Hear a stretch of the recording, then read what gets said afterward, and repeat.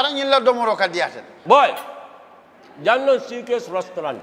Sa nako be ninna dimbal. Nimba domoro kala janno. Domoro seneyata adiyata topotoro fanan kendema bije.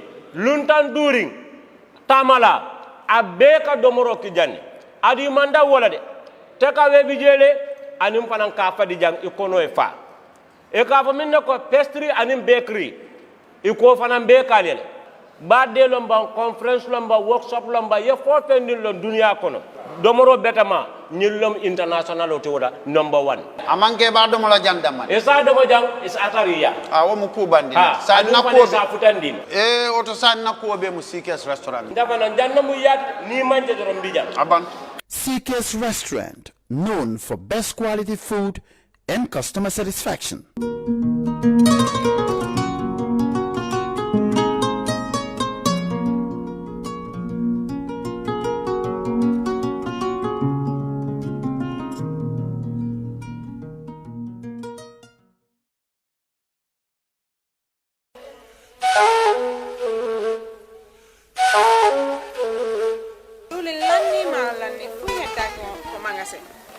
Diwli lanni maro lanni fop lanni awa joni mi anda honno gerde ten e ngaldo sabu e ngaldo Ibrahima jonnal taw joni mi anda se yahay kapitiki nyawloden ha humpondire makko est ce qu'on non e warude waden no ane ko de Ibrahima ma ko to woni mo Amerique ko America woni kare humpitaki fi be musibe men baluwo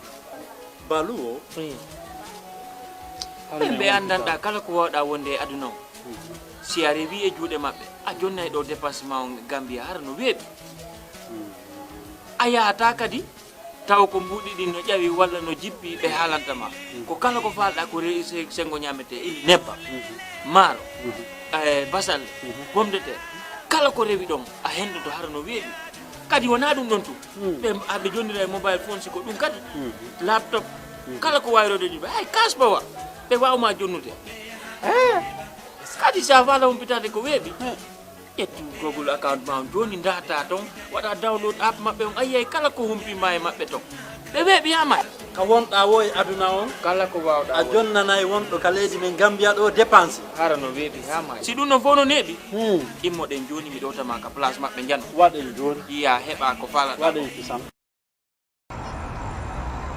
When we touch down, get a broke down.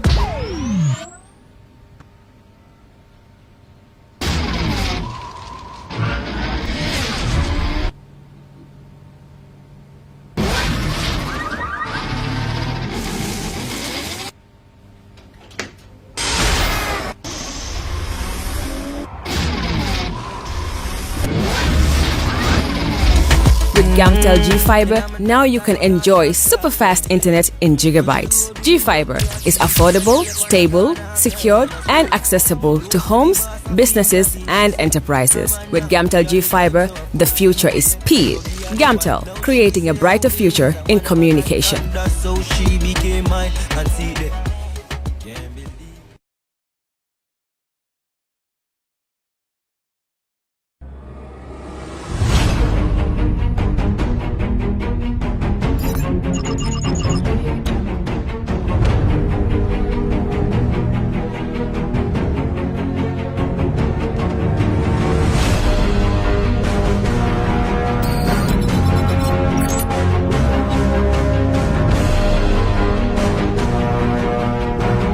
In communication, connectivity is everything. We ensure that the links never sleep. Quantities and qualities, all in our data service, providing efficient, reliable voice and data service. We believe if you're not up to speed, then you're going backwards. Communications have to flow as fast as the speed of light. Whatever business you're in, having someone who understands your needs is critical. That is why we just don't offer you technology, we offer you solutions. Enjoy Gamcel's internet broadband anytime, anywhere. Your national operator, Gamcel, Yaibaram.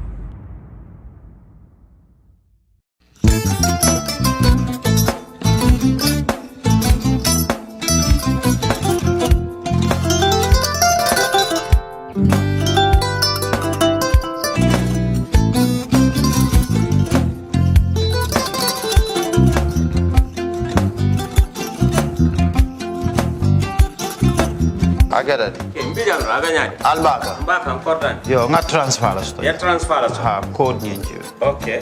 Kosa. Nsila ID soto. Sa soto. Sorry. I get it. Mbijan bro. Albaka. Mbaka. Bara alla service o tariaka. Mbare ki janna nun kunu bara tariaka. Jannom yona forest de bureau. Gambia tonkon na no mbari ya bere. Birim koyna fo kato. Bari si kodo kino kato ni fo bolong blabe to. 56 branches mola sota Gambia jam. Ha? Gambia kono anin Gambia bantala bankol. Nka kodo kiya bere. Kodo sifa fo falindiro fo nyaadi lafta memmen na kodi to poto nin kodi maraw. Jannam number 1 nyonta. Andum fana nata anoda enterprise sotale. Wolam nyindi ko domorol fana kol fana be firale le dadi manin domorol ni fana beteat. Gambia dawda yalo ngam fa kendol sotale je. Wo moyo diat. Apelenta ni wo ka ni lafta nyelen kendol e bina. Yalo bu kanyi la ko la baraka ba. Yalo ndel chosano lo. Abaraka.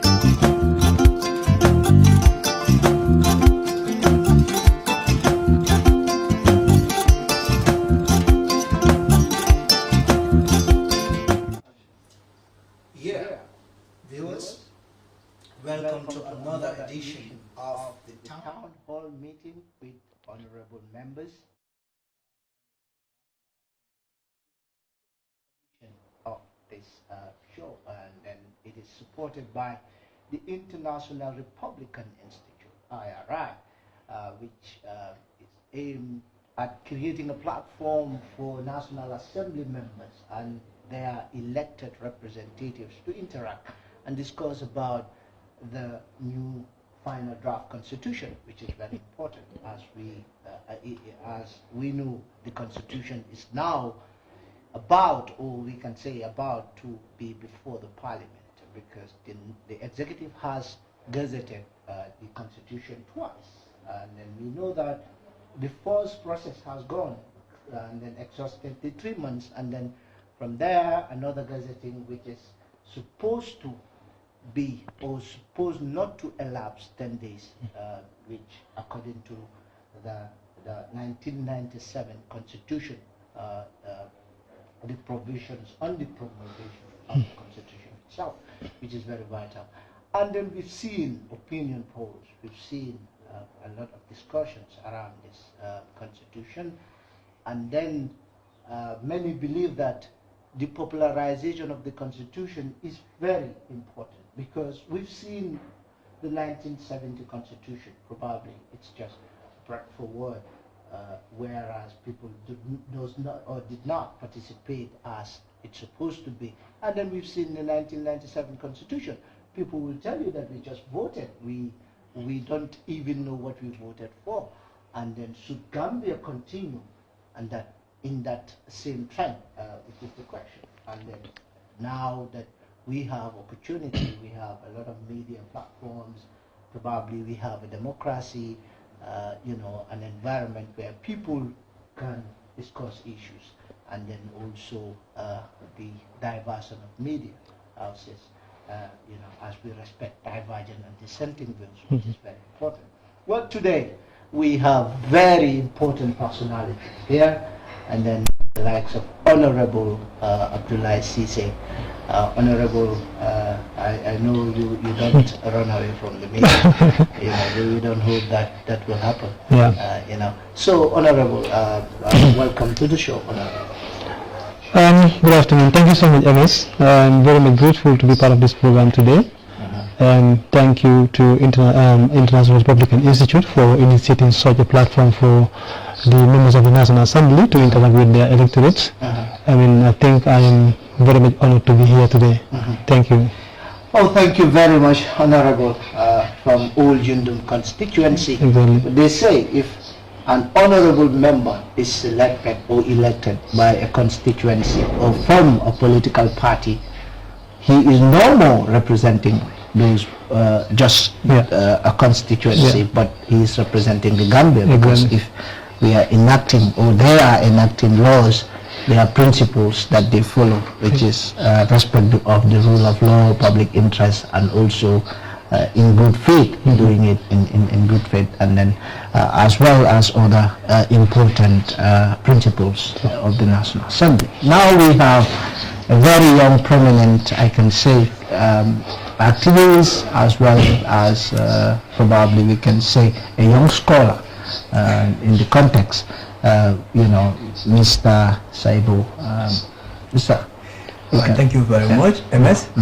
I'm glad to be here. Greetings to Honorable. I am pleased to share this platform with you, and thank you to International Republican Institute for initiating such an initiative. I think this is fundamental, and it's important for people to interact with their representatives from the House, and of course to the general public, to know the Constitution before we finally go to referendum. I am glad to be here, and I'm hoping for a fruitful discussion. Thank you very much. We know that the National Assembly, their importance cannot be overemphasized. Their importance in the constitutional process cannot be overemphasized. The National Assembly can either make or mar the process, as we said, in the context, because if it does not, the National Assembly is just like a bridge. They are the bridge. If the bridge is okay, then people can pass easily. But if probably others are trying to, make it look nicer also, as we said. But so you are the bridge. You either make it or mar the process. But I'm hoping that that people have a lot of exuberance and trust on the National Assembly. So we now today our focus will be on the National Assembly itself, their powers and functions, because National Assembly, as we said, their roles are representation. They have a representative role, they have a legislative role, and then a very important role, which is oversight, which is very key, because National Assembly are the ones that will just have that eagle eye to ensure that whatever goes in or out of the government coffer, it is well spent and it is scrutinized well. And National Assembly decide how government spend money, because the budget itself, which is one of the most important, I can say, if not the most important policy document in a country, where if it is not in the budget, it never happens. So the National Assembly are the ones that decide, we can say, the fate of the country, as well as we put it in the context. Today, we're going to focus, as we said, probably the National Assembly, and then few, probably if time permits us, the judiciary, because the National Assembly, their rules are very, very, very crucial. And then if you look at section 134, you have the governing principles. Section 135, you have the duties generally, and then other provisions where they say an act of parliament should come into place so that this thing can happen, even citizenship and others, among other stuff. So first, Honorable, we come to what we call the selection of the National Assembly before we come to other areas. Whereas we've seen now, according to what people say, that probably the National Assembly is partially independent. We know that in law they are independent, but people will be like, okay, the Speaker is nominated, and probably he or she can probably be his or her impartiality can be questioned because he or she is nominated, because we've seen recently the stalemate or whatever we call it before the Supreme Court as well, that tussle. But there is no clear provision that states that these National Assembly members nominated, how they can be recalled also. So people were of the belief that the president can hire and fire. But, just to put it in the context, we know that definitely they are nominated, and then the Speaker is part of those five. But now we have seen the new constitution is saying the Speaker should be elected outside of the parliament. Honorable, how would that create more impartiality and then more neutrality and fairness in the National Assembly? Thank you so much, MS. I think particularly the provision is very progressive. It's a very good provision in the Constitution. Looking at the current situation where a president will be nominating 5 to come and represent, and out of that 5, that is where the speaker should come from, and then the deputy speaker, and then the rest will stay as members.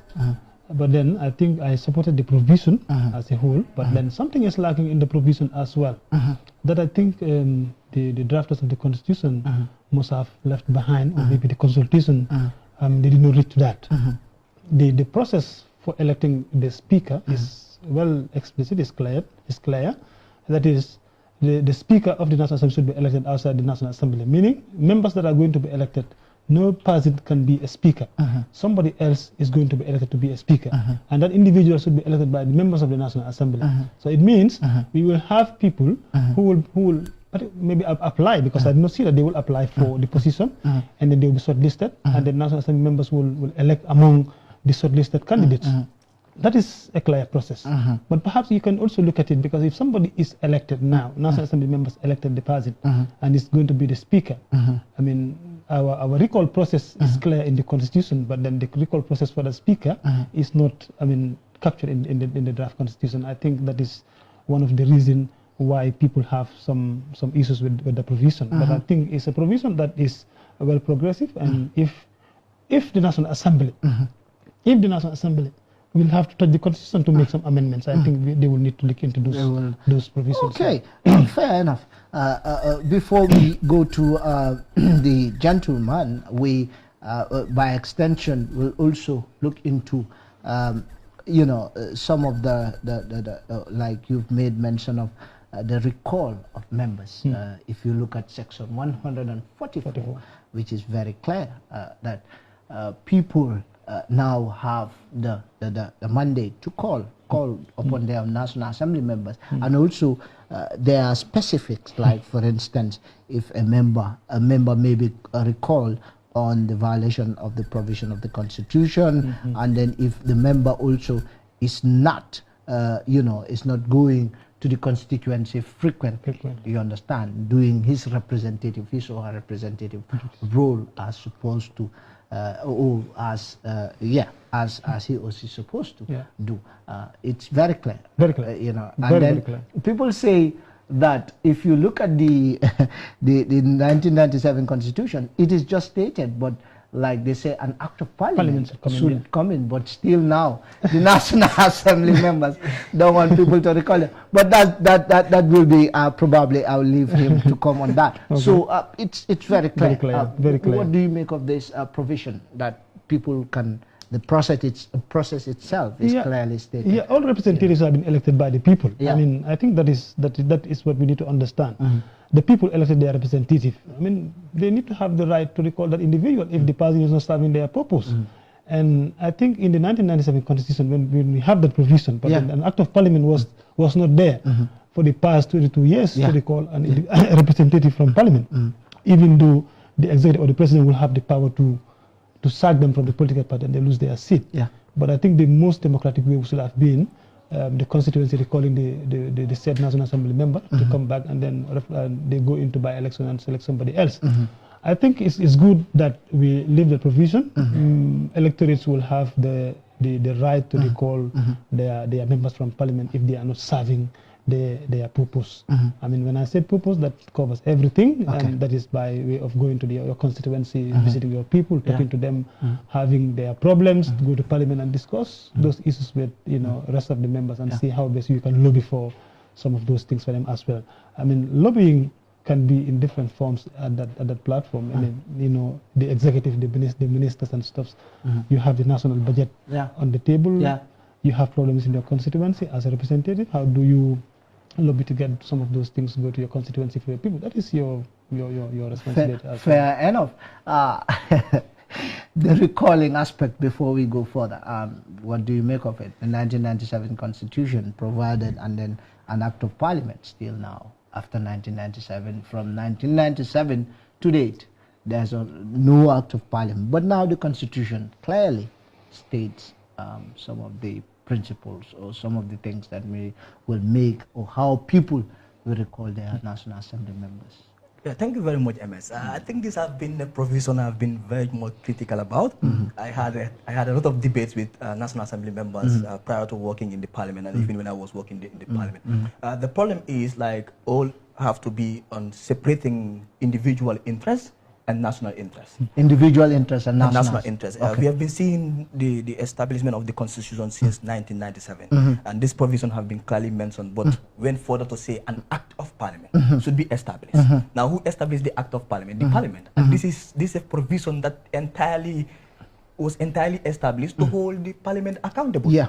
You know. So this have been my fight, that the Gambia Parliament have not been accountable. They're not accountable to anybody. They should be accountable to us as electorates. And then the only way to do this was to recall them. And the provision that gives us the right to recall them is subjected to their approval, literally, for them to establish an Act of Parliament. So they will ignore it.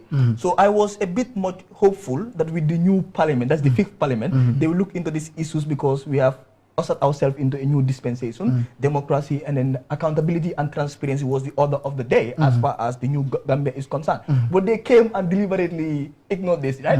I remember sometime in 2018 when we had this Occupy National Assembly about the supplementary budget. I was part of the protesters and a lead protester. So some of the names will come and tell us, but there's a provision in the Constitution that said you should recall us. So but how? Allow us to go and do our work, then you can recall us. I asked them, how? So this has the so they deliberately ignored. They knew the provision. They knew the provision. Clearly. They knew what the provision said, but they ignored it. But thank God, this is what is progressive.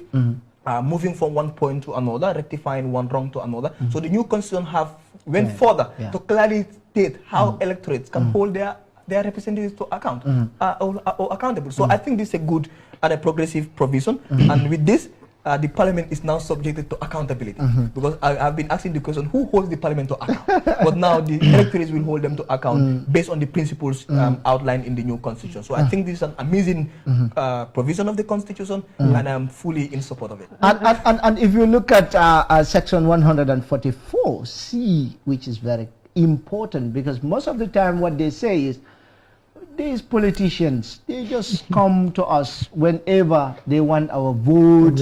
They will come and tell us nice things, and then when they are there, even to come and tell us how they are representing us, you know, it's a problem. But now Section 144C is saying persistent failure to keep his or her constituents informed of decision taken by the National Assembly, or persistent absence from his or her constituency.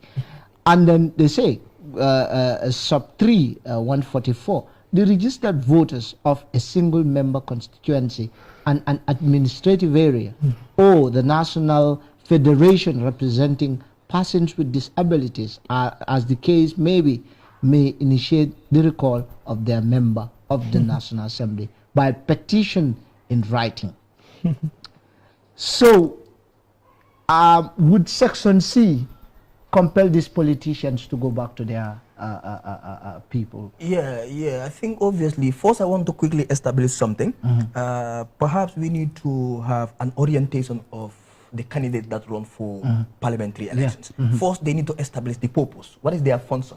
You know, most of them, what they portray as functions and what our functions are not the same. So at the end of the day, if you're not able to fulfill some of these things, it prevents you from it's just like if my mother sent me to the shop and the money got lost, I will keep on rounding around the compound. I will not go back home. So some of these people, that's what happens to them, you know. So however, I think this is going to compel them to go to their consequences. Like he said, recently we have seen them improve in that. We have seen them. I don't know if because of the pickups. Some of them have been really improving. Some of them will stay longer in their areas as far as there is no sittings in the National Assembly. So I think they have improved. So with this Constitution now compelling them, I think they're going to interact with their people more, and they will inform their people on the basis of the job they do for them in the Parliament. So I think this is progressive, and then I am sure their consent will allow them by the force of the provision to go back to their consequences and interact with their electorates. Interesting times. Honorable. Yeah, exactly. Anyways, I just wanted to go back to where Omar stops. First, to start with an Act of Parliament that he spoke about. That is an act of parliament to bring about the recall processes. You know, before when the National Assembly, having a private member bill was something else, and that is the more reason why members were not able to get into those things. That is Section 91D. You remove it so that you can have more powers. No, you know, 91D is trying to protect the National Assembly members, because what we believe at that time is, like the former regime, the president used his power to sack you from the political party, and immediately you lose your seat in the National Assembly without your electors being informed. And I think that is a very bad law that we have to change. We change it. But the intention was not to protect ourselves to sit in the National Assembly. But that is what people are saying. Yeah, exactly. That's what I'm saying. I know the people would think about that. But when we were amending that provision, that was not the intention. The intention was to remove it because it's a bad law. That was the intention. But there is another law that is good that should come. Exactly, that should have come. Yeah, that should have come. And I think, okay, maybe it's an oversight from the party who tabled that particular bill to remove Section 911D, and should have brought along, you know, the recall process as well. Because once you remove this, once you remove Section 911D, you know that members will stay in Parliament even if they are sacked from their political parties. So the recall process should have come, and then I think, Honorable, I will want to differ with you on that point. I think you did it purposely to protect yourself. Not actually. Yeah, because what happened is that's not the only bad law in the 1997 Constitution. We need to understand that the 1997 Constitution was monopolized and muscled by President Jammeh individually, and was just suiting the interests of Jammeh. So when you people came in, there were a lot of bad laws. There were a lot of bylaws to the Constitution that were bad, that need urgent change to usher us into a new democracy, or in the process of democratization. You ignore all that, and you went in and protect yourself. You know, so we could see perhaps this. If I were there, I may do the same, and somebody else. But that was the point. The point was the Parliament looked at that provision and amended to protect their seats. And of course, that is democracy. You should not be able to be sacked by a party and be yours. But we could also agree that you ignore a lot of other bad laws to make sure you establish yourself and entrench yourself. But going forward, how progressive is the new constitution when it comes to recalling, contrast to the 1997 constitution? Yeah, I think it's very progressive. What I like about the new constitution and that of the provision is it has outlined purposely and clearly certain principles that if it is violated by the Parliament, they will be held accountable and recalled. So the 1997 Constitution just put a provision to say the citizens have a right. They don't even define what right do we have to recall our National Assembly members. So you could see the new Constitution, the provision is very progressive, and it's a good provision. It has sent a picture of accountability. It has sent a picture and power to the citizens, so that the power belongs to us, and we should be able to hold our representatives accountable, not just the executive, but the National Assembly. To me, I am more focused on the National Assembly and the work of the National Assembly and how to hold them accountable than even the executive. If I'm able to hold the National Assembly accountable and they do their job in the manner in which is expected, obviously the executive will not have excuses, because they will help me hold the executive to account. So this is a progressive provision, and so it will go well down with the Parliament, and they will appreciate it because it's from the people, it's from their representative, and I'm sure they are going to treat the Constitution and certain provisions with care and caution. Interesting, Honorable. You've had one of your, I can say, the Gambian citizen, young Gambian citizen, it's saying looking forward to ensure that you know, these clauses are treated with care.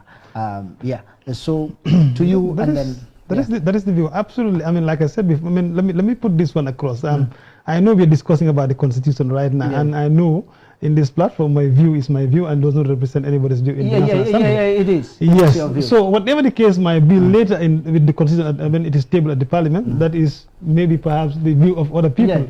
But as far as I am concerned, I mean, there are a lot of provisions I am convinced with in the Constitution, as well as some provisions that I am not also happy with. And I think all these things will be outlined during when the Constitution is tabled, and then, you know, like somebody said before, because we were not very clear about that, whether the National Assembly members will have the right to touch the Constitution to do some amendment when it is tabled. I mean, when you say a National Assembly, these are National Assembly members, lawmakers. And I think when something is before all, we need to have the right to touch it and then see what is what is bad, just to fine-tune some of the things, and then we agree here and there. Probably what people are saying is, you know, I was discussing with a lot of people, what they were saying is, okay, National Assembly, everyone, even ordinary citizens, have different views. Probably, generally, there are a lot of clauses or provisions that they embrace, but probably some will say, okay, for instance, if you talk about citizenship, some will say, yeah, we need automatic citizenship. Some will say no, but overwhelming majority is saying that they need automatic. Some also, if you look at the speaker, they will talk about, oh, the speaker should be within the National Assembly members. Some will say no, you know. So we have different views when it comes to that. So what they are saying is probably looking at the expenses, you know, 119 million, and the all processes that are probably National Assembly substantively should not touch the Constitution. But I know that probably you have the right. You have the mandate, not the right.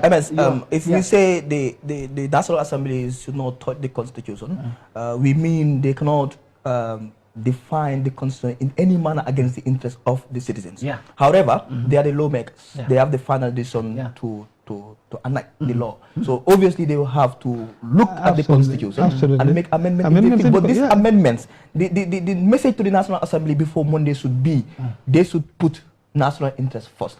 They should know that this Constitution is the will and aspiration of Gambians, and it should be respected no matter what. Anything that they are going to change must be in line with our interests and our aspirations and our needs, and to solve the societal problems. Okay.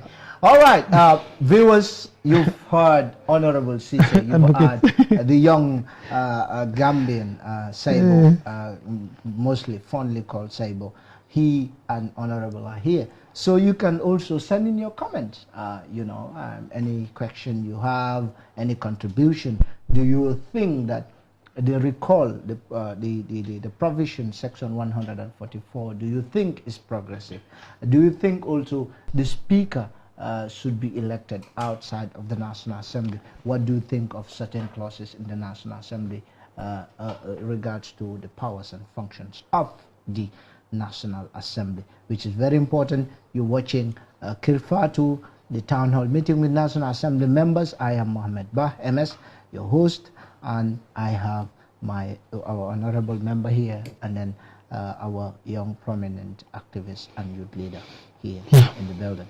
Okay, moving forward, we've seen about the National Assembly. We've seen the oversight functions of the National Assembly. We've seen, instead of now the president just handpicking single-handedly ministers, you know, just picking them, appointing them as well.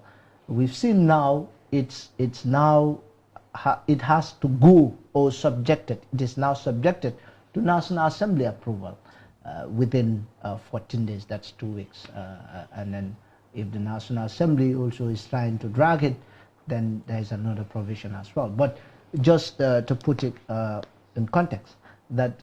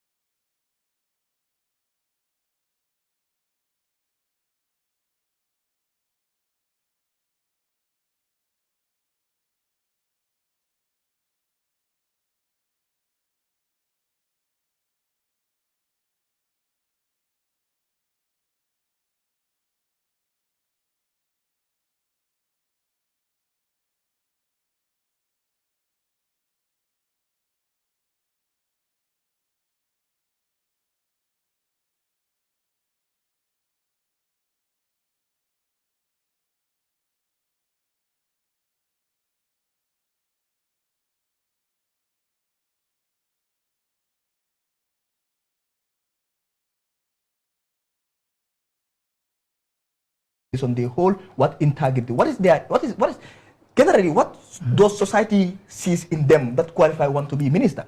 So of course this is an argument that will come up at the parliament, that there are politicians and their political appointment. Look, we need politicians with integrity.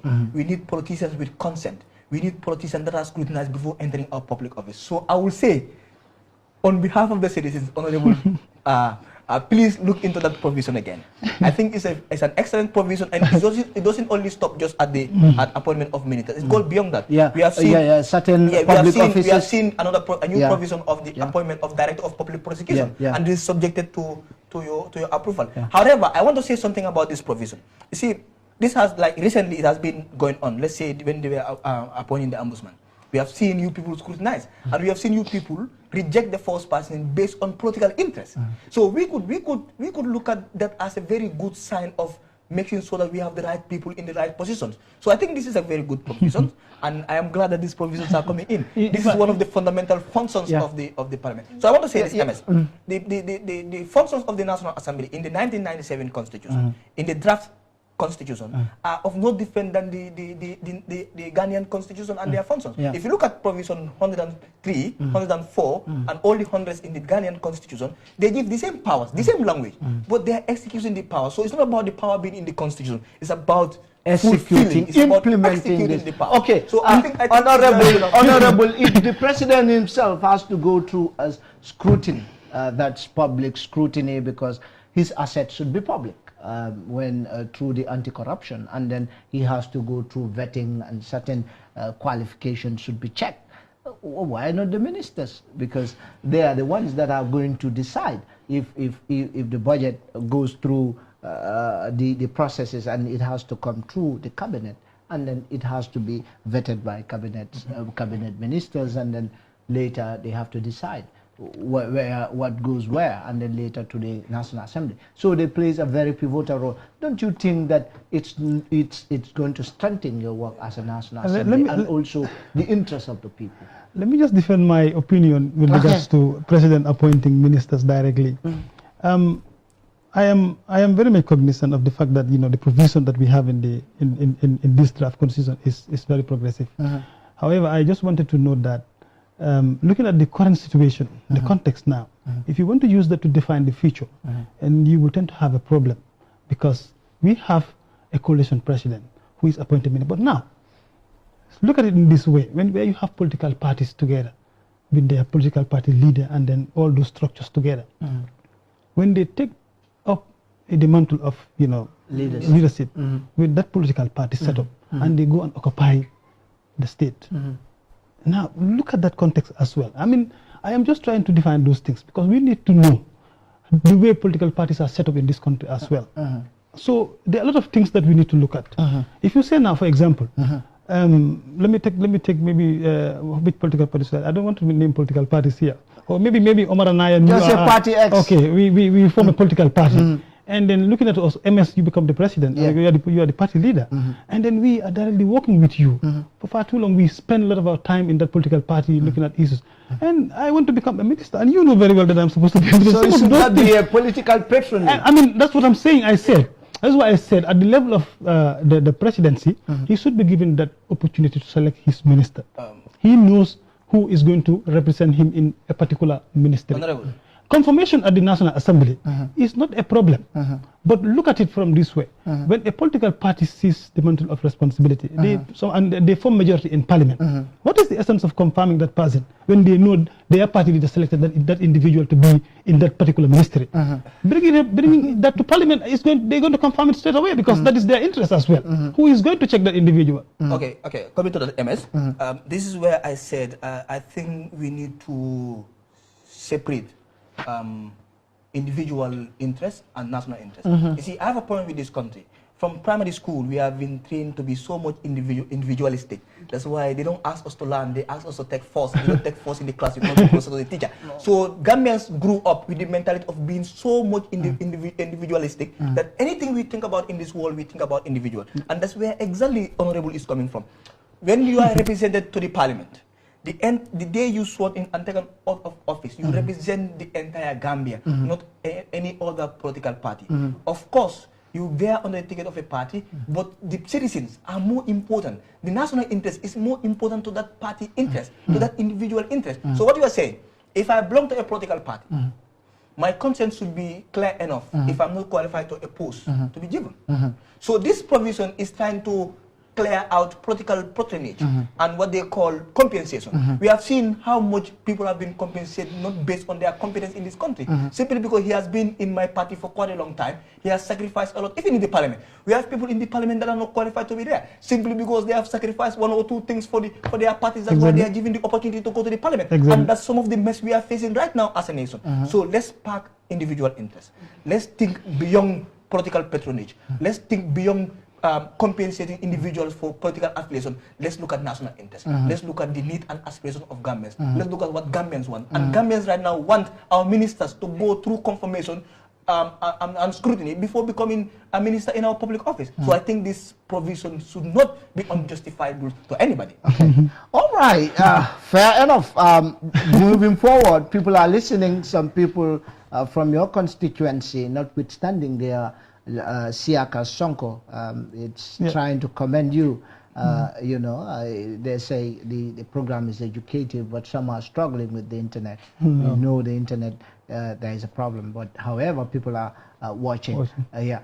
Well, the legislative power.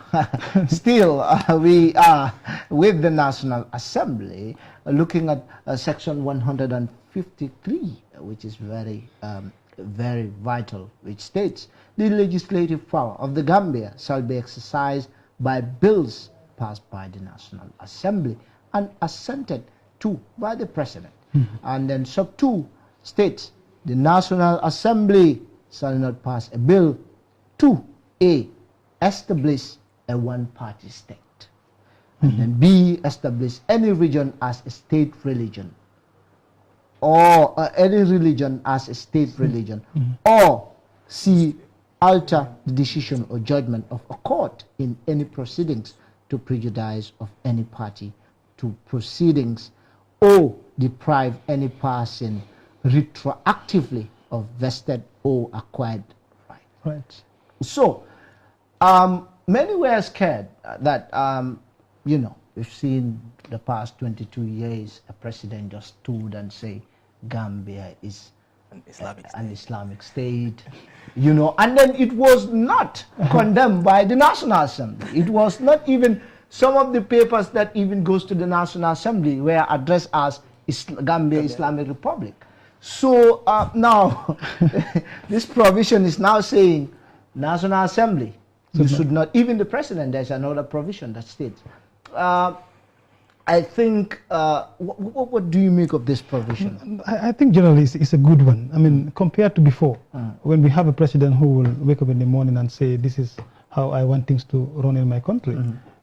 I think this is a progressive clause, that the National Assembly would not have the right to set up one-party state or to declare a religion to be. I think that is good, fair enough. For me, that the National Assembly should not even align themselves to the interest of one party. Yes, MS, I will repeat. If you look at Section 100 of the 1997 Constitution, it's of no different than this Section 154 of the new Constitution. The same language, everything is the same. It was in the Constitution. You see, for me, I always have an argument, and then sometimes people call me an aggressive activist. All I think is consent. You see, the National Assembly have been muscled, have been monopolized by just a single person, that was Jammeh, and then driving the interest of Jammeh. Don't we think the same thing can happen? You see, if you look at the structure of our political parties, I fear whether we can drive dictatorship out of this country. Yeah, because awaiting governments, the structure, the way they idolize their leaders. Those are the same people that are coming into office. So my problem is, this provision is not new. It has been there. It is. The same. It was. But it has been... But things have been happening despite the provisions. So that's what I'm saying. So I think, first of all, for us to be able to make things work, the parliament should be able to know their functions and how to fulfill their mandate. Is where the provisions are clear. You see, the 1997 Constitution gives so much power to the parliament. So much power. There was parliamentary sovereignty by the language of the Constitution. But by individuals who should execute these functions and this mandate, we are sleeping. We are dancing to the tune of one man. But the National Assembly, the president can dissolve the National Assembly. Look, by then. that was a clause in the Constitution. Yes. And you see, the National Assembly is untouchable. You see, I like to talk about the National Assembly. You see, that provision that allowed the president to dissolve them, it could be amended by them. The president have no powers to challenge that. You see, so it's about being realistic and then looking at the interests of the country. Gambia is bigger than individual parties and individual presidents. So this provision can be as useless as it is in the 1997 Constitution, based on the kind of people that are going to drive the laws of this country again. That is consent. Yeah, the consent. Okay. Because if Jammeh could just jet up from one morning and say the Gambia is an Islamic state, why can Omar Saibo establish a political party, win elections, and then declare the Gambia as a... Like he said something here. Most of the time, we expect the ruling government to have more seats in the parliament. And most of the time, if that happens, they drive party interest. They worship the president and the words of the president and what the president wants, not what Gambian wants. Now this clause is saying that. So this clause is here until and unless we have parliamentarians with consent. We have parliamentarians that have the integrity and the interest of their electorate in heart.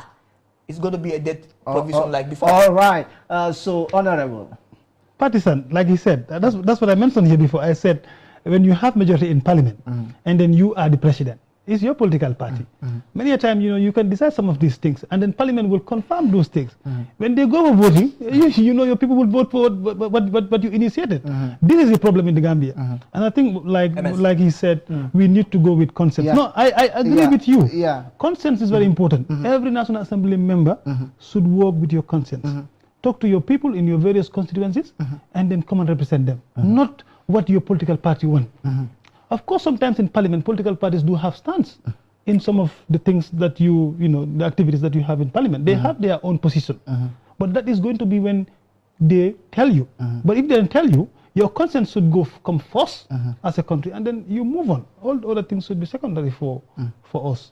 I like the analysis from him, and I think the provision, as he said, can be useless when you have a president who is a dictator and then he forms the majority. Right. Yeah. Interesting discussions. Now we come to the committees. We know committees are essential in the work of the National Assembly when you look at their oversight functions, because you probably cannot, or it will be difficult for you to do an oversight functions without being part of various committees. Now, if you look at Section 161, Sub 1, which states the National Assembly, from the CRC draft, that is the final draft, the National Assembly shall appoint such standing committees, including or special select committees as it considered appropriate. The National Assembly may appoint committees to A, you see, now, A, investigate or inquire into the activities or administration of ministries or departments of the government, including statutory bodies, that is the Anti-Corruption, the Human Rights Commission, among others, and state-owned enterprises, the NAWEX, the GAMTELs, among others. And such investigation or inquiry may extend to making proposals for legislation and B, investigate any other matter of public importance. Now, we've seen a lot of allegations, we've seen a lot of probably alleged corruption scandals, we've seen a lot of things. But I will start with Omar. What do you make of this provision? Will this, make National Assembly members to investigate, to make sure that, all alleged corruption scandals and reports? Because what people complain is, when a report comes before the National Assembly, probably the committees, they will just say, okay, adjust this. The same problem will come again the next year, and the same problem the next year. Now, this provision is saying they should investigate and even legislate. All right, thank you very much, guys. I'll keep referencing the 1997 Constitution. It's of no difference. The same language is spoken in the 1997 Constitution. For committees, the oversight function of the National Assembly is important, and it should be one of the most serious functions that the National Assembly should take. They should be able to investigate and scrutinize issues of public interest. This include government ministries. And of course they are doing this, but the manner in which they are doing it is inadequate. They are not biting. Yes. What happened is... You say yes, they are not biting. They are not biting. Okay. What happened is, we have standing committees. We have select committees. And if appropriate and necessary, they establish special select committees to investigate into matters. So we have seen standing committees like the Public Account Committee, the Public Enterprise Committee, the Defense Committee, local government, the local government. So we could see that, first of all, let's question, how do they understand by the word investigate and scrutinize? It's just to go and have a meeting with them and write reports and table it before the parliament? You know, or just to inform the Minister of Finance that we want to come to your office, come and have a beautiful look of the office and write a report. So I've not seen any time since I started following government issues, since the last parliament to this parliament, where the parliament come with a report of an investigation that established on scandals, an independent investigation, on corruption scandal or administration or practices anywhere, you know. And I've been watching closely. So what should happen is, let them look at their functions again. Sometimes it's because of the inadequate of their technical know-how, the knowledge to investigate some of these things. Because I am not finance. If you ask me to look at a budget, I become confused. But you have subject matter specialists. And then this subject matter specialists sometimes are just like nobody in their meetings or so. You know, they consult them, but at some point they just want to take decisions at the best interest of them. And in these accountability committees, especially the public account, I have a reservation with them. And I don't know whether it's a violation of the standing order, the National Assembly standing orders have said it very clear in one of the sections, I cannot remember the section, that anybody belonging to the ruling government or affiliated to the president or the sitting government cannot be a chair to that committee. Okay. And we have seen the speaker being chair to those committees, and the speaker has been nominated by the president. So we could see that there is something wrong somewhere if we come to their oversight function. They could do best. They could do adequately to make sure that we combat corruption, we combat malpractices and maladministration. And there is a provision that the finance committee now shall be chaired by the minority. I like that provision. When I look at that provision, I was like, wonderful. But the problem with that provision is like when we have a coalition government again, like we have right now. So you could look at it sometimes that the minority, if you have independent president, now individual parliamentarians decide to affiliate with him or not. But this is a very progressive provision. I like this.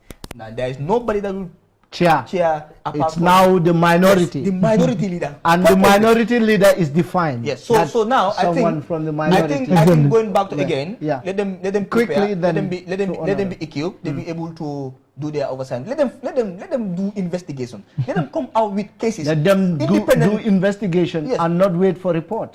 Very well. And then one thing. I want to only have one question. I'll answer it alongside. Is how many Auditor General reports have been tabled and confirmed in the parliament since you came into office? I want you to answer that for me. So we'll continue the conversation. You are putting National Assembly on the spot. Okay. Young advocates. Honorable, you can answer. None probably. Go ahead. It's very simple. I mean, the provision, like he said, is also progressive. You know, the powers of the National Assembly, I mean, the functions that we do. One thing we cannot do as National Assembly is to change a man to a woman. Apart from that, anything you think about in this country, National Assembly can do it. That is the fact. That is the fact. But you know, you have laid down procedures in everything that you do at the level of the National Assembly. Perhaps these are some of the things that are also, I mean, giving us a lot of challenge to act and then, you know, come back again. You know, we have a lot of issues down there as well that need to be rectified. And so that people can really understand what they're supposed to do. But the fact is, National Assembly cannot only change a man to a woman as far as governance is concerned or oversight is concerned. Anything you think about, we can do it. We should be able to investigate. I know we are investigating, but at what level? Maybe that is also something that we need to, at what level? And then this is not about the entire National Assembly, it's about a particular committee doing an investigation on a subject matter. So perhaps it can take them more than 6 months investigating something. That depends on the individual, the chairperson, and then the rest of the committee members. But now, if the chairperson of a particular committee is heading an investigative, like you have a committee and then you are investigating something and you are not forthcoming. I mean, what is stopping the members in that particular committee to go ahead and then raise some of the alarms and say, okay, we have been in this for quite a long time and nothing is coming out of it. I'm not going to defend. I'm not going to defend anything in that provision. And also some of the audit reports probably is another topic. But most of the time, what they say, the compliance is maybe low, and then some of the malpractices that are revealed through these committees, the FPAC and other committees. But they say probably the National Assembly don't. Probably bite, not like toothless bulldogs. Maybe they would just say, okay, adjust this. Next year you come, the same thing. Next year you come, and then those are authentic audit reports. No, definitely, MS. I know when you have a National Assembly, for example, like I said before, governance is very difficult, but also very simple. When you have a National Assembly where the composition is the majority is in control of power. Sometimes you have all these problems as well because the people who are responsible, you belong with them in the same political party. You're doing things together, but conscience should take us first. Conscience. I was coming. I said, the audit reports that were tabled at the National Assembly, it is our attitude. And not entirely the National Assembly alone, but every citizen in this country. It's about attitude of the Gambians. That is the fact. But because National Assembly is not acting and nobody also is talking about them. That brings to me to another provision. That public right to petition the National Assembly. Section 163, which is a progressive clause, according to what people say. But now I will link it to you before you come. It states, 163 sub 1, a member of the public has the right to petition the National Assembly on any matter within the authority of the National Assembly, including a request to enact, amend, revise, or appeal or revoke any legislation, or to debate a matter that is considered to be in the public interest or designed to ensure and promote governance, transparency, and accountability. A petition made under subsection 1 shall be addressed to the Speaker, who shall bring the petition to the attention of the National Assembly. Interesting. This provision, quite interesting. Section 163, which is not part of the which you cannot see in the 1997 Constitution. Now, a single person can petition, like a report is tabled and then nothing is done. You can petition them. I think my fear is. My only fear now to accountability, to transparency, to good governance, to complete the process of the democratization of Gambia is for this constitution to be ushered us into a third republic. You see, this is progressive. This is now just a group of people. You see, like I keep saying this. There was a time I told somebody, look, how many times I don't live in my constituency. I live almost 300 kilometers away from Bansang, so I cannot interact with my National Assembly member like from that end. But in the parliament, always I want to engage him. I want to talk to him. I want to tell him, look, Honorable, have you seen this? You people need to do this. And then if it is we have been having conversations about this will change. I instigate them from the back, from the background, that this will change. So now this provision is clear. I can write a 1,000-page letter to my National Assembly member. Look, I want this to change. And through the Speaker of the National Assembly. As a private Assembly. citizen, of course. I want this to change. This is bad. What do you think about this? So I think accountability is coming into force.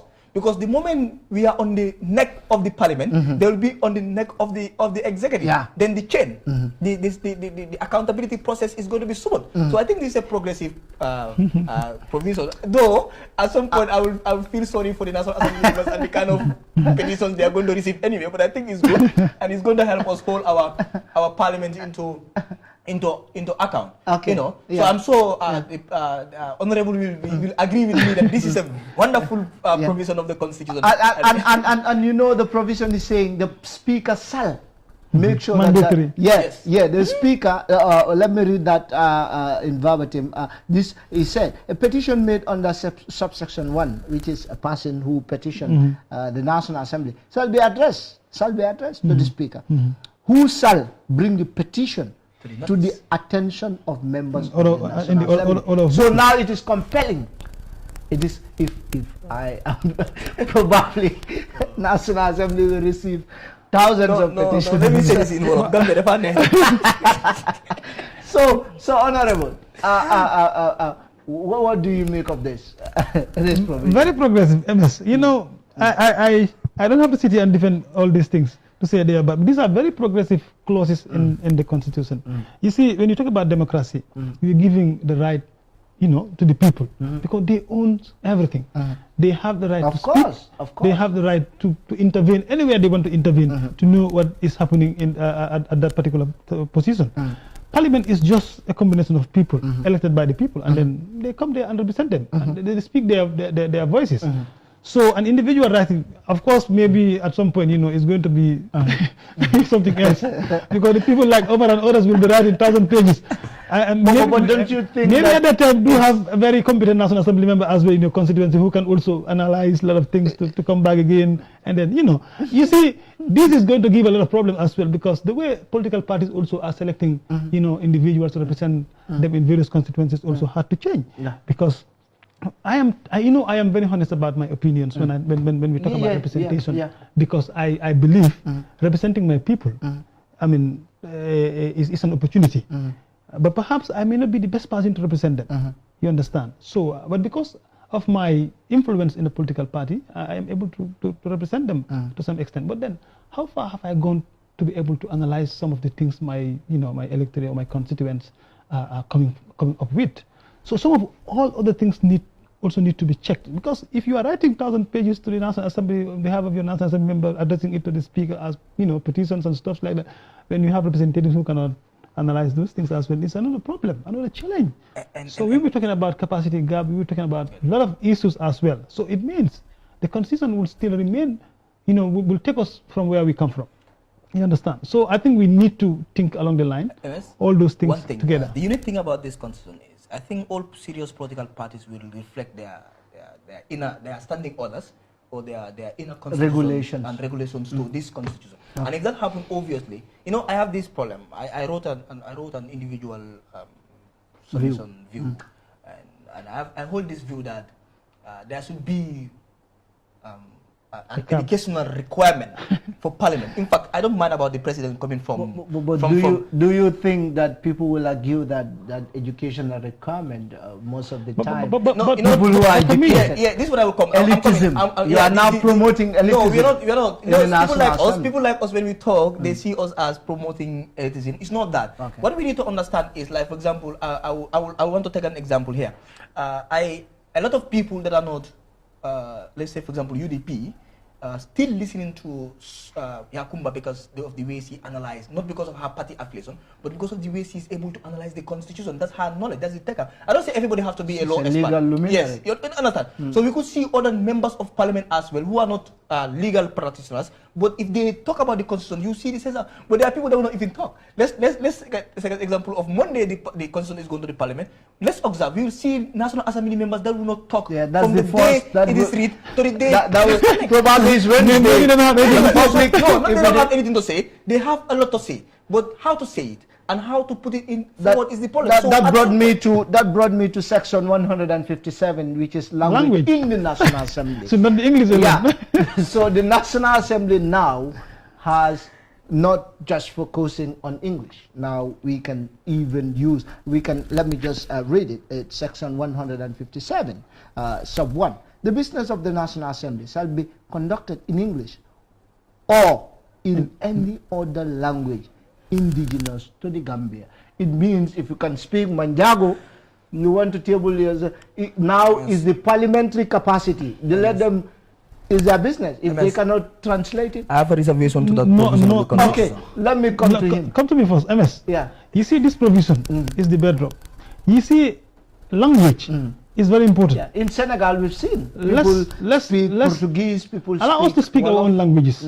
You see, if you want National Assembly members to be effective in what they are doing, you have to give them the opportunity to speak what they can and what the people can hear as well. For me, that is the thing. If we fail to give them that opportunity to speak in their own languages so that their people can hear them correctly, we are having problem as well.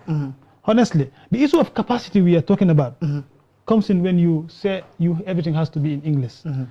And everybody, I mean, it's not very good in English language. From and day does one. not mean you are not intelligent. Exactly. So I mean, for me, that's the argument. I think we need to bring in this. I think we need to bring in this clause. They have to bring in, bring in interpretation gadgets.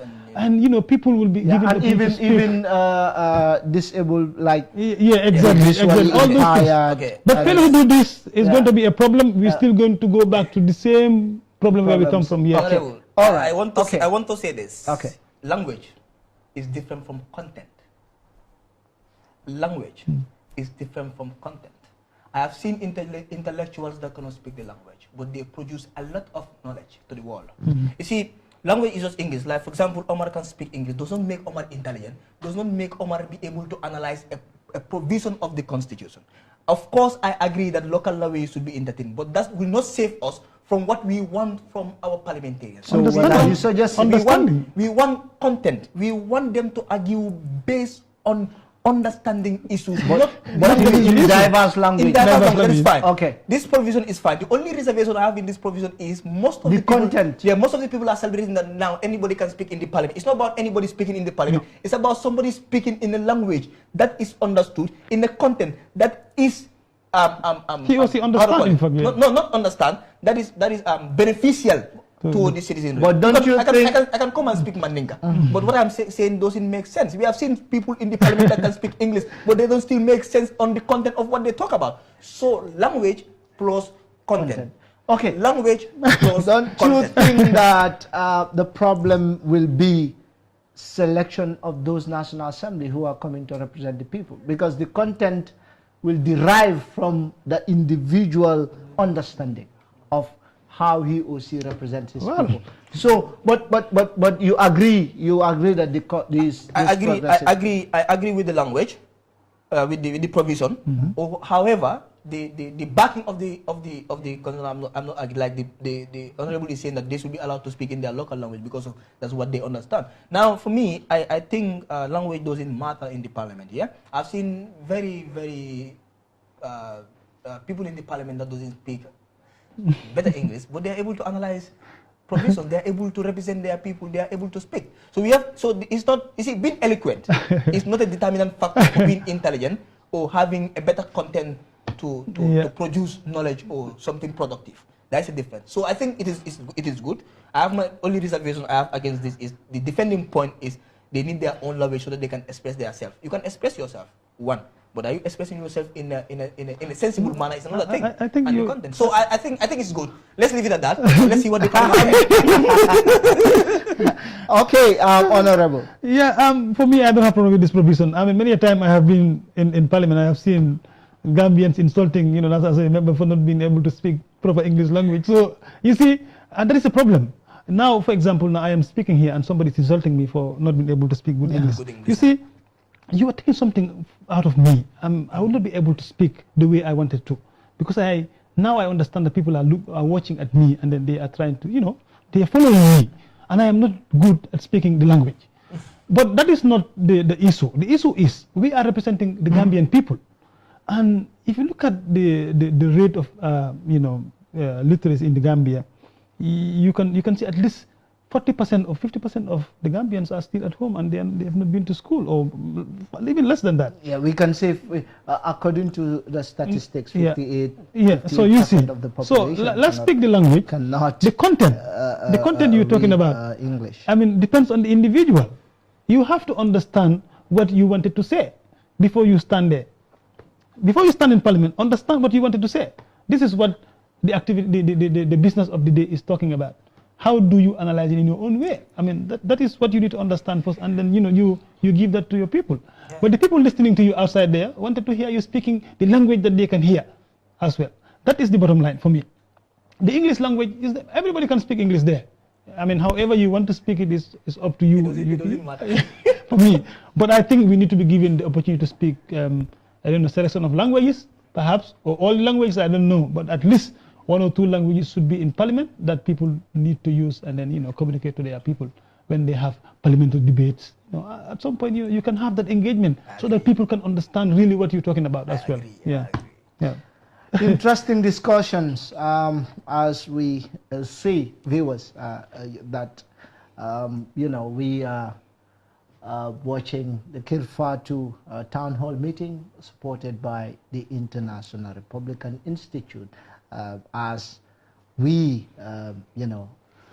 move towards having the new constitution presented before parliamentarians, which is Monday for the first reading and probably Wednesday for the discussion of the merits and principles of the bill, that is the promulgation bill. And the National Assembly, as I said, you are the bridge. If you said we are not going for referendum, it stops there. But people are watching whether the National Assembly will risk that, and then the people have their votes. And the people can hold you accountable in just next a few years, I can say, as per the calendar. But now we go to the election of the National Assembly. Now we've seen the Constitution is saying that the National Assembly and presidential election should be held in a single day. One, people will argue that probably voter apathy, that is, people's focus is on the presidential elections. If it is finished, then you can see even statistically, if you look at the election trend, people go out more during the presidential elections than the National Assembly election, And then now, how do you make of this provision, Honorable? For me, I think we need they need to distinguish these two elections to different dates. Yeah, because what happens if you are in an election to elect a president? You elected a president. At the end of the day, you think that it's not serving the purpose of the Gambian people within that time. Before you come to elect the National Assembly member, because many times in the Gambia, what we think is the president only need to have majority in parliament.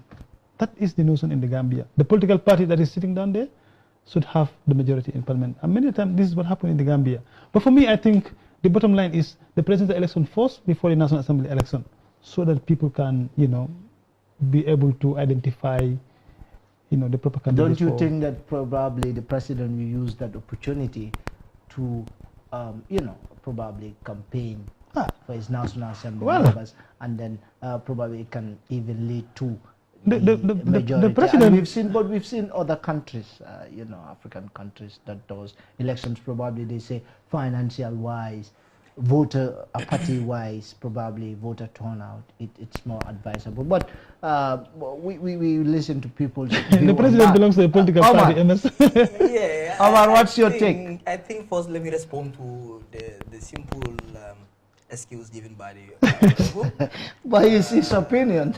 Yes, that's what I'm saying. It's a very simple one. So let me start with that one so that we continue. So what Honorable said is that what he's looking at is there should be a separation between these two elections simply because the president, the fault of the president as an individual could be used to gauge his party's members contesting for parliamentary elections. That's why he's saying the president can be elected and can be faulty before the parliamentary elections. However, let's look at financial wise, let's look at time, let's look at resources. In the Gambia, we go for elections. Let's say in 2021, we go to the polls for presidential elections and spend millions. In 2022, we go for National Assembly. In 2023, we go for local government. So that is time consuming. Let's say it's time consuming. It's resource wise, not probably election fatigue. People fatigue. And and to avoid, like he said, if you analyze the 2016 elections, the presidential elections have more voter turnout than the parliament. The parliament also has more than the local government. So you could see people at some point are just tired. For your own time. So they will just want to go and vote for the president, and then they have the mentality that the president is the most important. But combining the presidential election and that of the parliamentary election is apt.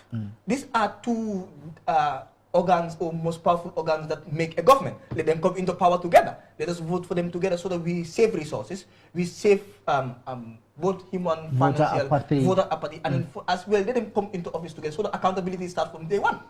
Okay. So that is a chance for us to do. Honorable, that is his opinion. Accountability starts from day one. I mean, you know, for MS, for me, like I had an engagement in my constituency with some people. Okay. I mean, what I am saying is not, I mean, my own view. Okay. Some people put this thing to me and say, you see, we need to differentiate these two. The presidential election should not be with the parliamentary election. But do they know the consequences? Do they, like sometimes, you know, the Gambian don't want to know that. You know, he talks about resources. But for me, I think it's the same thing, because think about it. You spend $10 million in the presidential election alone. You understand? And then you spend another $10 million in the parliamentary election. So if you combine them together, these are going to be the same resources you're going to spend. No, because they're going to. It will be different. It will be different. How? If I'm sent to Bansang Santosu polling station as presiding officer, I'll be single presiding officer that will be paid to preside over both the parliamentary and the presidential. That's very true. Right? That's very true. If we do the, and the ARO the same. ARO the same. So if we do the presidential in 2021, you have to hire other people. I'm going to be paid, and 2022 I'll be paid again. And so that is one. So the basis is finance. We're talking about finance. Not only finance. And that's why we're combining the two. Competence in the electoral commission. We could see that if we look at joining them, we have at least more or lesser human resources to be used than when we have them separate. You understand? Wow. So it's a whole lot of issues, but I think we combine them like all African countries. That's going to be effective. let's vote them together. So the other thing is going to be now the competence of the National Assembly will not be vested on the president and the party. The incumbency is going to be like parallel. I'm voting for this person because he's competent, not because he belongs to the party. Because then you don't know who wins for the presidential election. So you see that political of patronage, that incumbency influence. It's still the same here. It's still the same here. You see, when you belong to a political party, and that political party is the majority, I mean, that is how it goes. How do you think that? Because some countries, Gambians believe in that. That's what they believe in. But it could change. No, MS. You see, political ideology. People believe in their political parties more than an independent candidate who wanted to contest for a particular constituency. But sometimes you can have a competent in the some people vote not because of a party. I can tell you. I can tell you. You have competent independent candidates who contested in their constituencies. People voted for a party candidate than that individual. We have seen that. But also, I have analyzed one thing about politics in this country, especially National Assembly elections. It doesn't depend on the party. It depends on the personality that belongs to the party. Because the party came for you because they know that the people of all you know trust in you, believe in you, and they think you can represent them.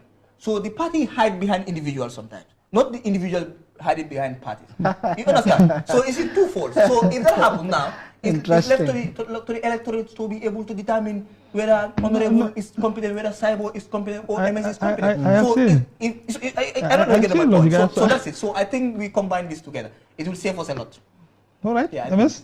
Interesting. Interesting. I think we have probably just few minutes. I can say probably, let's say 15, 20. Oh, okay. All right. Then still the discussion goes as it's becoming more interesting, you know. And then looking at the National Assembly, it's very interesting. Most of the time we've seen like some of the provisions that will say an act of parliament should be enacted to implement certain provisions, like you talk about citizenship. They say, okay, the act of parliament should determine how to implement certain provisions. But in most of the time, most of the cases, it's not the case. Like 1997 Constitution, we've seen a lot of provisions where it states act of parliament should do this, just like you recall. Still, we've not seen it. Mr. Cyber, we've seen a lot of things that will make parliament to be working. You know, how would you think this constitution can compel the parliament to execute their duties? This will take me to section 102 of the 1997 constitution that appears as section 154 of the new constitution. That is introduction of bills and motions. Yes. Now there are two folds. It's either the executive comes or the parliament goes for the executive. Okay. But in the Gambian context, the parliament sits in their office and wait for the executive to come. Yeah. If the executive come, they establish and enact the law. Yeah. If the executive don't come, laws are there. There are a lot of, like for example, I keep wondering, have I ever had, apart from recently, A private member. Section 91(1)(d). You can count them. You can count them. It's few count or none, and we have a lot of problems in this country. Like for example, every day Parliament National Assembly members are driving their cars and seeing how our children have been exploited as a result of child labor on the streets. What laws are governing this? We have been seeing a lot of things happening. Disabled people. We've seen the disability bill is now still dragging. One individual could just jump up. So the point is, because this is adamant because the Parliament wait for the executive to come, and some of these acts of Parliament are not in favor of the executive, so they will not establish any bill to forward it to the Parliament. The Parliament should go in for them. I remember one of the parliamentarians once said, if the government did not come, if the executive did not come, we should go. So what the Parliament should do now, they should also focus on the introduction of private bills.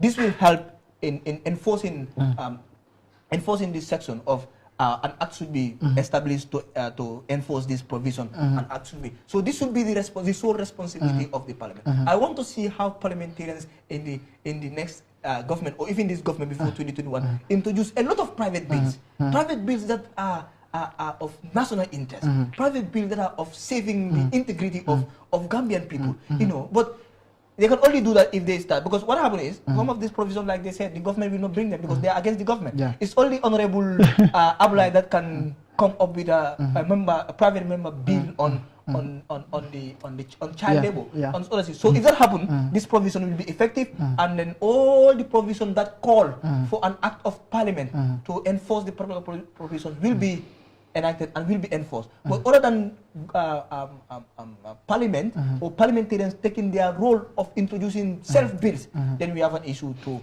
these provisions. Okay. I'm sorry. Interesting. Honorable, what do you say? Yeah, we move to the independence of the judiciary before we are thinking about bringing in the new constitution. I think we need to copy what is happening in Ghana. You have representatives who have their various parliamentary offices, and they have their support staff in their offices. You see, bringing private member bill is a hectic job. You know very well. You can have the idea as a member, but how do you come with the bill? Do you constitute the idea? It's a problem.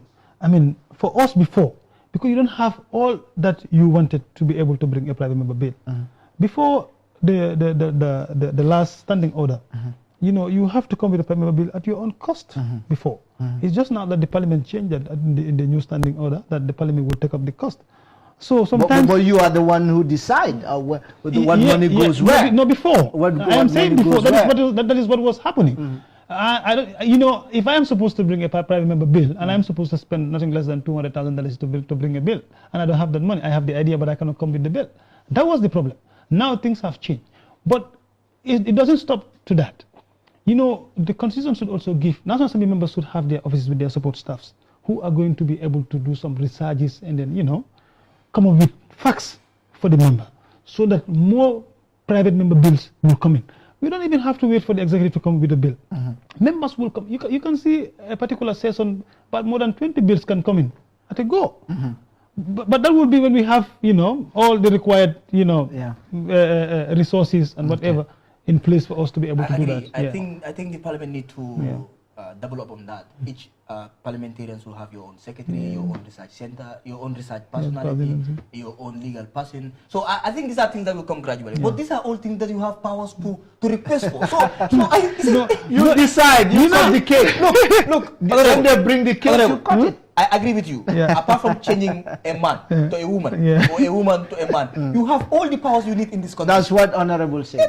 But we are also looking at the ceiling when the money comes. Okay, ceiling, you make it happen. All right, that's definitely interesting. Now, before we wrap up, we talk about the legislative, which is very important. Now, we just want to touch a little bit on the judiciary. We've seen many will suggest that the judiciary was, in the previous dispensation, was modeled, because the judiciary is the last resort. it should ensure justice is seen to be done. But the executive has powers over, the judiciary by doing some influence. We've seen even hiring and firing of Chief Justice. We've seen even jailing because of just executive powers, jailing of high judges, members of judge, in the judiciary as well. But we've seen now the independence of the judiciary in Section 173, which is clearly stated. The judiciary is an independent organ of the state, and every holder of judicial office is subject only to the Constitution and the law, and in the exercise of judicial power or the performance of judicial functions shall not be subject to the control of or direction of any other person or authority, which is very, very clear. Mr. Saigo, what do you make of this? We just have limited time. Yeah, but I think I would just say very well. Good provision.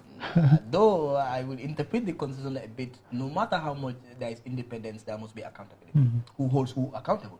So there should be separations of power. And that's the principle, the fundamental principle of separation of power is check and balance. So there should be check and balances. So who is checking the judiciary then? This is circle. You have the executive, the National Assembly, and the judiciary. So the National Assembly is the center, is the core that should check both the executive and the judiciary. Okay. All right. So, and then the same National Assembly should enforce the independence of the judiciary. We have seen how the judiciary have been muscled. Yeah. So if we talk about their independence, it's not the executive to interfere into their dealings, into cases they pick up, but not necessarily that they cannot be checked on. They can be checked on, but not because the judiciary is a branch of the executive. Yeah, we have the Judicial Service Commission. And the other thing also here, this is why I said the how do I call it? The National Assembly have a role to play here. So who becomes the Chief Justice and how the person runs the office of the judiciary and everything is important and should be scrutinized before entering the office. So I think generally this is a progressive Constitution. I like the Constitution. But the only thing I like about the Constitution is I have been an advocate for this separation of powers, check and balances, and then we must check on each other. There must be accountability. So I think this is good that the judiciary should be completely independent from influence, not necessarily from accountability, from influence of the executive or any other individual or third party that authority that may want to interfere into their job. I think this is good. Just like the National Assembly, just like the other. And then the other thing is, I think this is also in the judiciary. This is also going to this provision is also going to be supported by the establishment of the Director of Public Prosecution. Yeah. So you could see there's going to be another independent body that is going to enforce the judiciary dealings of the country. So I think it's a good provisions. I like the provisions of most of the provisions of the Constitution with reservations to certain concerns that we have not talked about here today. But I think it's good. Okay. Fair enough. I think for me with the judiciary, I think I will reserve my opinion because we will be debating on the Constitution very soon. And yeah, maybe this platform is too open for that. What do you make of the National Assembly Service Commission? The authority, they say the National Assembly will be a self-regulatory organ, and then the National National Assembly Service Commission which will be chaired by the speaker, who is an elected or a member who is or someone who is elected outside the Parliament, National Assembly. What do you make of that? National Assembly. Wow. It will be responsible for the first time the authority itself, and then the administrative as well as the financial dealing of the National Assembly. Well, before it used to be the clerk being responsible of the financial issue, and then the speaker is responsible on the authority and all other things. I think it's good because these are practices happening in other countries as well. And if you go to places like Ghana, you have it there. Because I remember our people went to Ghana for studies. They went for that study when they came. And that is one of the submissions I think National Assembly have for the CRC. It's a good provision. Now it depends on how How are we going to implement it in reality? That is the only thing. But I think it's a progressive clause that we have in the Constitution, because the National Assembly as a body, before the National Assembly is not financially independent. Yeah. We still get our subsidies from the executive side.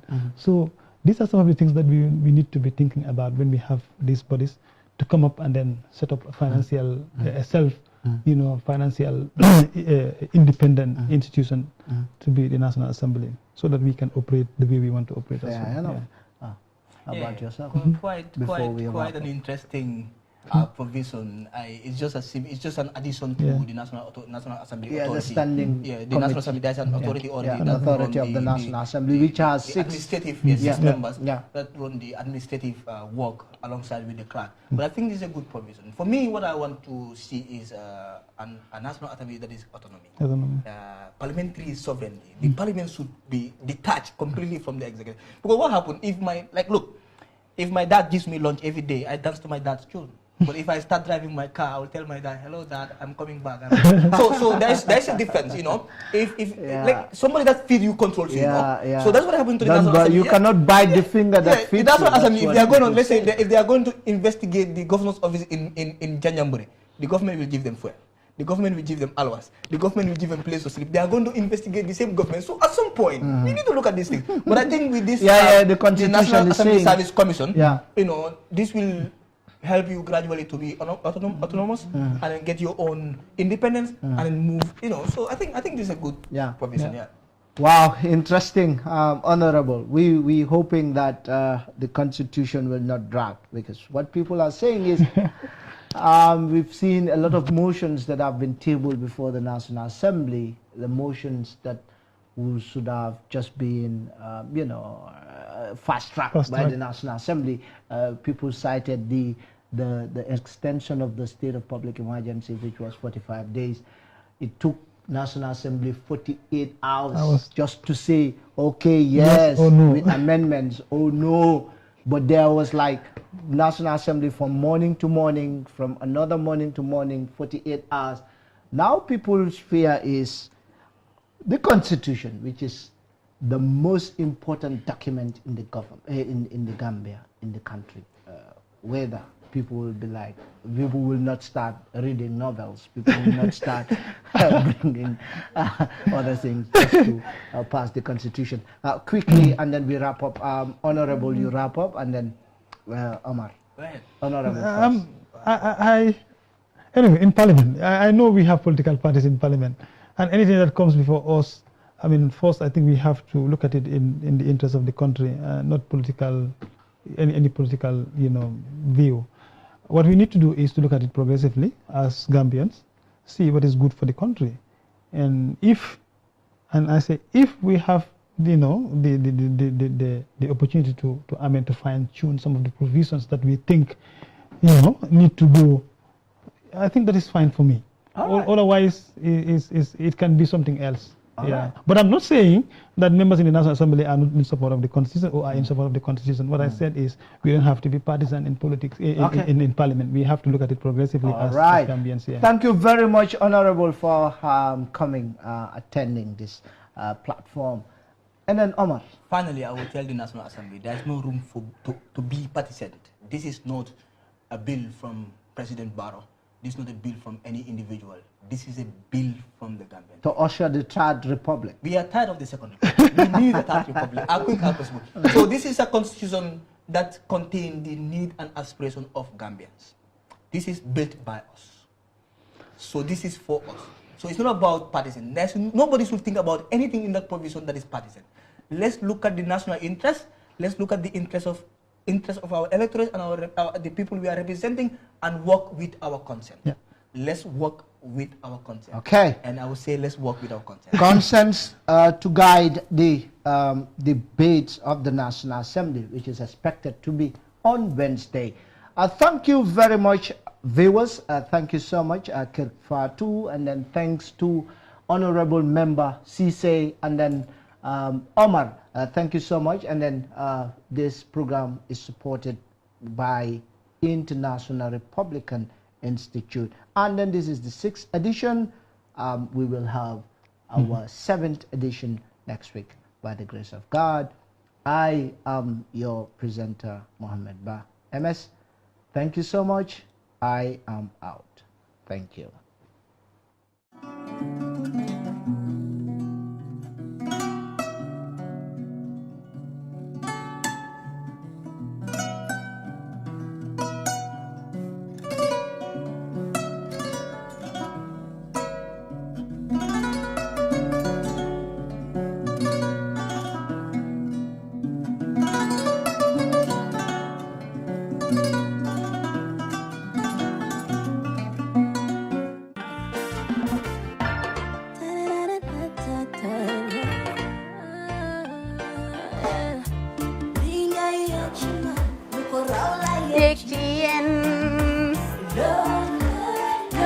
Love like fire. Wow.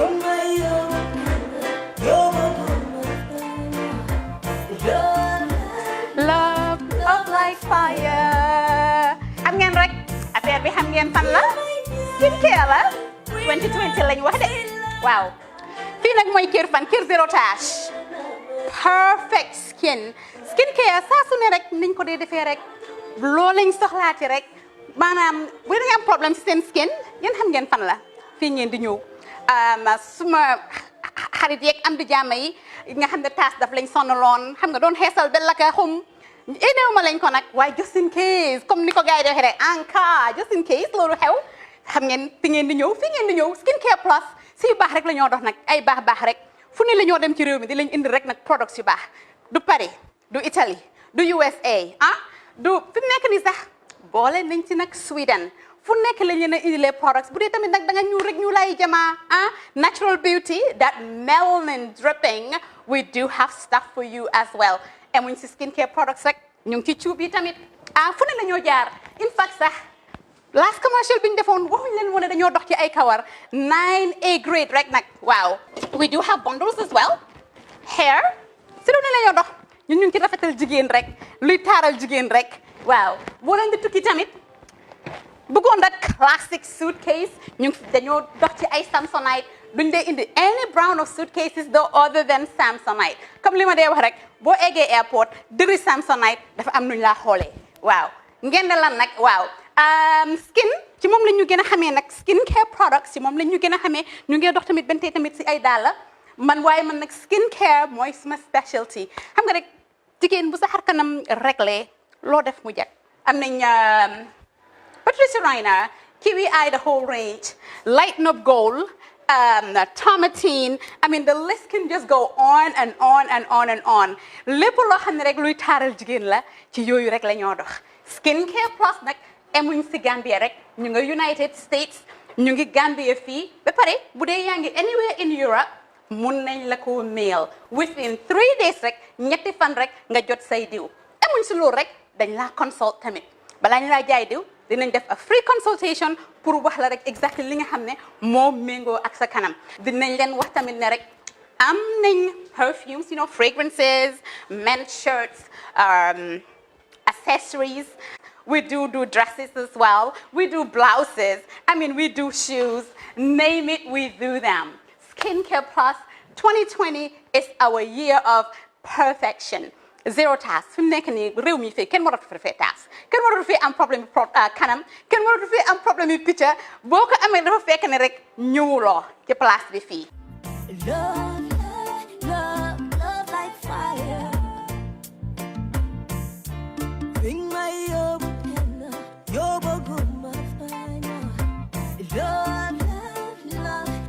like fire Stewart & Co. Solicitors, a legal excellence firm in London that can help you with all aspects of your legal work. If you are looking at immigrating to the United Kingdom, Stewart & Co. can help you to set up business, buy houses in the UK, and will deal with all your legal works from start to finish. For all your general immigration work, we can help you with that as well. If you're applying for any form of visa, whether student visas, settlement visas, marriage visas, or a child wanting to come to the United Kingdom to settle with the family, we can help you to achieve your goals. Stewart & Co. Solicitors, a legal excellence firm specializing in conveyancing, immigration, litigation, family law, personal injury, licensing, no win, no fee. Contact us today at www.sk-solicitors.com.